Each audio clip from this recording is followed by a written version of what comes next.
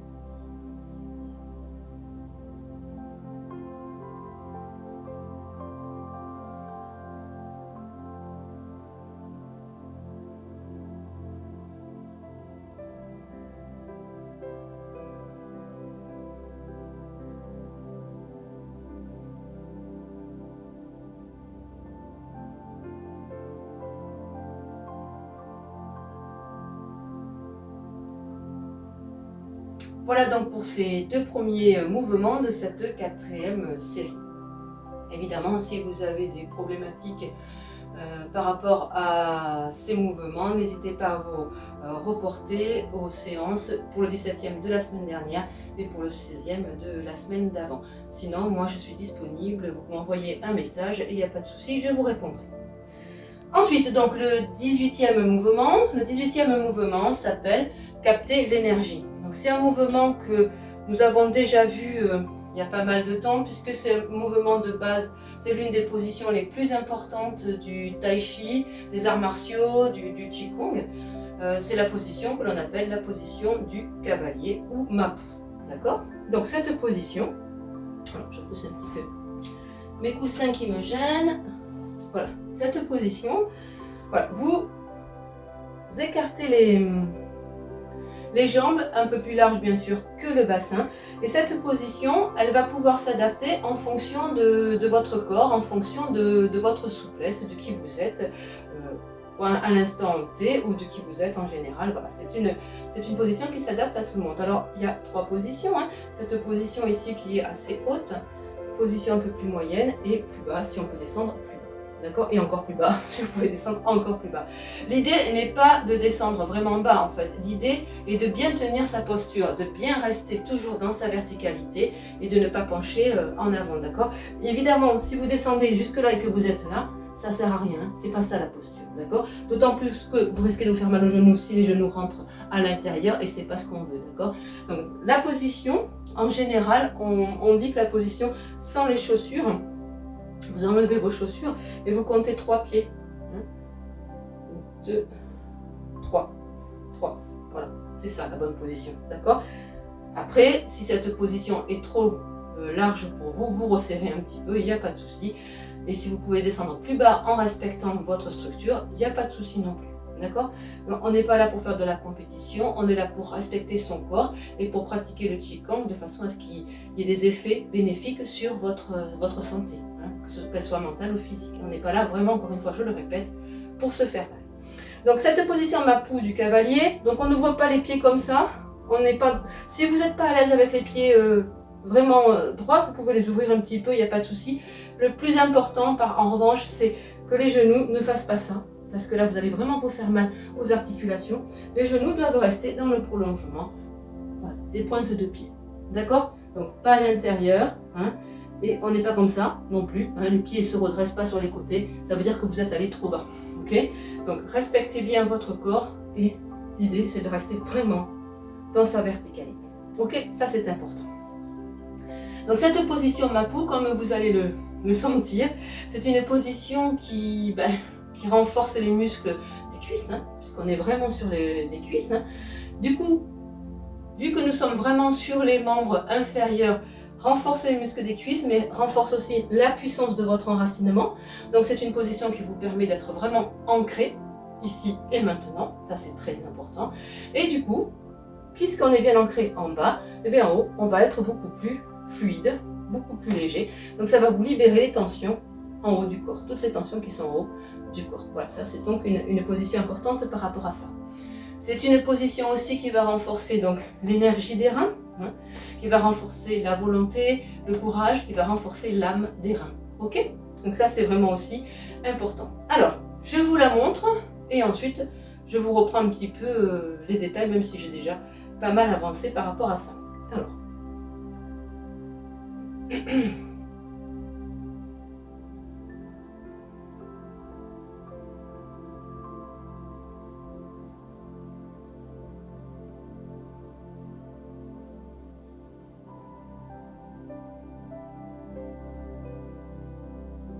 Voilà, vous avez vu, en soi, elle n'est pas compliquée, elle est physique, elle est cardiovasculaire parce que vous allez voir, pardon, après, on va changer de rythme.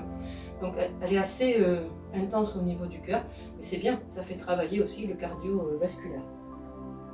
Donc, vous avez vu pourquoi il est nécessaire d'être bien positionné au départ, parce que au départ, vous avez vu qu'on va descendre. Hein, donc, si vous êtes déjà en bas, je ne vois pas comment vous pouvez descendre plus, ok? Donc effectivement, trouvez votre bonne position, ça c'est important. Alors, je vous invite à faire avec moi.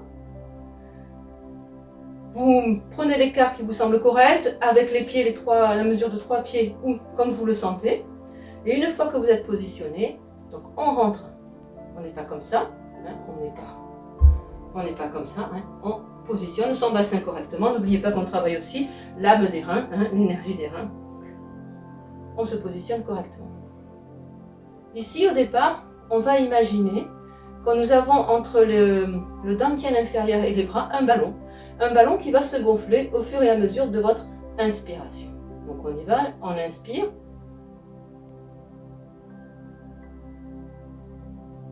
Voilà, l'idée c'est que comme le ballon se gonfle entre nous et les bras, forcément notre corps va descendre. Si notre corps descend, ça va faire monter nos bras. Ok? À l'expiration, c'est le mouvement inverse. Donc on est ici, on va imaginer qu'on enfonce notre ballon dans l'eau. Donc on va expirer, appuyer sur le ballon, le corps va remonter, les bras vont descendre et l'énergie va être ramenée au dantian inférieur, dans les reins. Ok? Ici, on ne remonte pas droit comme ça, parce que vous perdez votre position. Imaginez, en fait, position du cavalier, ça veut dire ce que ça veut dire. Hein. Vous êtes sur un cheval, d'accord? Donc on n'est pas en haut sur les étriers, on est assis.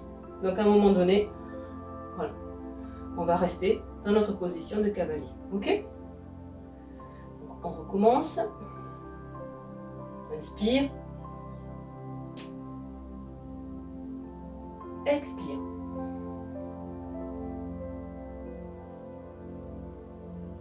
Inspire.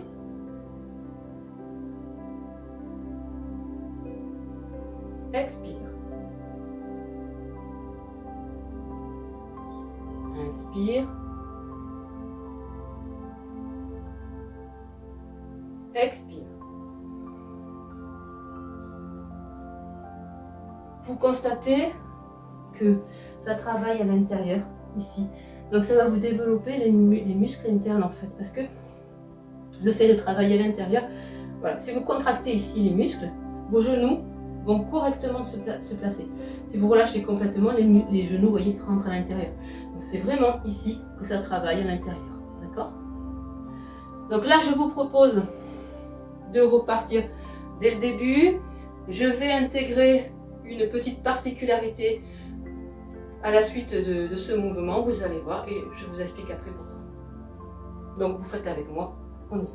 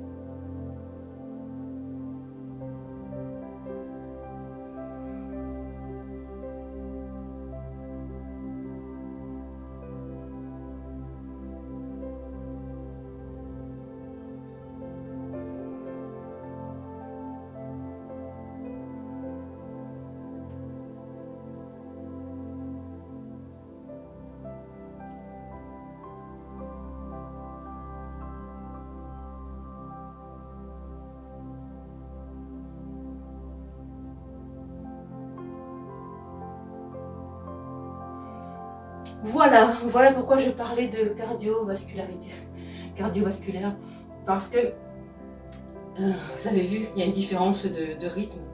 Donc on travaille tranquillement, on rentre dans la posture, on rentre dans le mouvement, dans l'énergie calme, Et à un moment donné, on casse.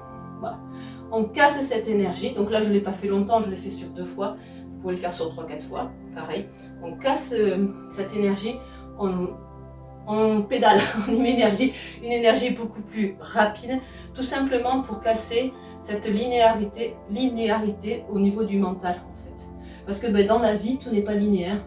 Hein. Il y a des jours où tout se passe comme on veut que ça se passe, puis il y a des jours où paf, il y a quelque chose qui se présente et qui fait que voilà, ça change tous nos plans. Et du coup, l'idée, c'est de rester enraciné malgré ce qui peut se présenter ou arriver de l'extérieur, ou même de l'intérieur, éventuellement. Ok? Donc c'est ça l'idée. C'est l'idée, je casse la linéarité pour montrer à mon mental que tout n'est pas forcément pareil, et qu'il faut que moi, dans mon être intérieur, je reste enraciné. Parce que c'est grâce à cet enracinement que vous pourrez aborder ce qui va se présenter, que ce soit des choses plaisantes ou des choses moins plaisantes. D'accord?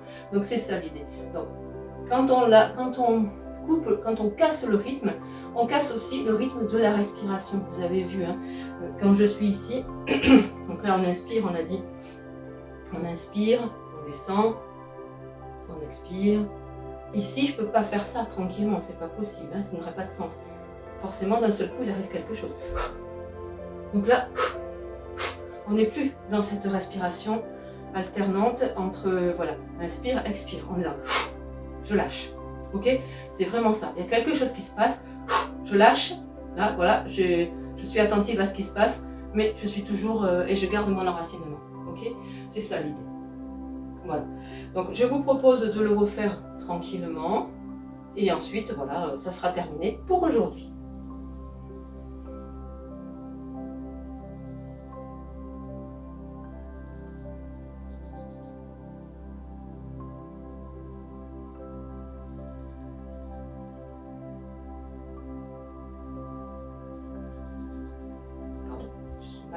Je tapis.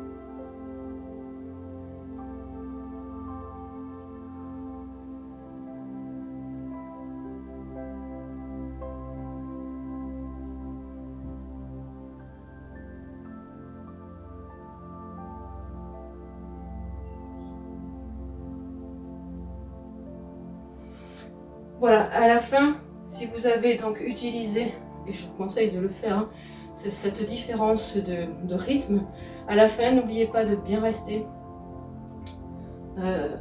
dans cette position, dans le bougie, pour calmer votre cœur qui peut s'emballer éventuellement par rapport aux efforts que vous avez mis en place. D'accord? Voilà, n'hésitez pas à vous recentrer, à fermer les yeux et à bien ramener le cœur dans un rythme calme. D'accord? Voilà, et bien c'est fini pour aujourd'hui. Donc écoutez, merci de cliquer sur le pouce si cette séance vous a plu, de partager, de commenter. Alors vous avez vu, aujourd'hui je suis de nouveau à l'intérieur, non pas qu'il fasse pas beau dehors, au contraire il fait même très beau, mais il y a beaucoup de bruit. Donc j'ai préféré le faire dedans aujourd'hui. J'espère que la prochaine fois je pourrai tourner dehors en plein air. Voilà. Donc comme je vous ai dit tout à l'heure, la prochaine fois ce sera une séance spéciale sur le foie et la vésicule biliaire, mais il y aura aussi bien sûr des petits exercices. Peut-être que nous mettrons un petit peu en pause donc sur une semaine ces mouvements, je sais pas, je verrai comment je vais faire, mais en tout cas voilà, j'ai envie de dédier une petite vidéo sur le foie parce que c'est très très important aussi d'en parler durant le printemps. Voilà, si vous voulez connaître un petit peu plus mes activités, n'hésitez pas à vous rendre dans la descriptif de la vidéo où je vous donne les coordonnées pour vous rendre sur mon site et sur une plateforme de thérapeute tout simplement. D'accord? Voilà, je vous souhaite une belle semaine, une belle pratique et puis je vous dis à la semaine prochaine. Au revoir.